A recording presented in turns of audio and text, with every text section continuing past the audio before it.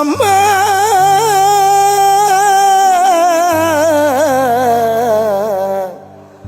உன்னையன்றி உலகில் வேறு தெய்வம் இல்லை அம்மா. மண்ணில் நானும் முதலில் கண்ட கடவுள் நீ அம்மா. 300 நாட்கள் கருவினில் சுமந்து என்ன பெத்த அம்மா. இன்னொரு ஜென்மம் நான் எடுத்தாவும் மகனா பொறக்கணம்மா.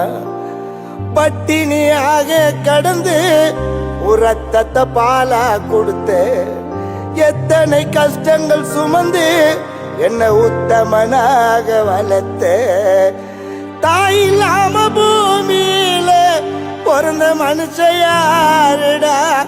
சாட்சி சொல்லும் சாமிகள் எல்லாம் தாய்க்கு பின் தானடா.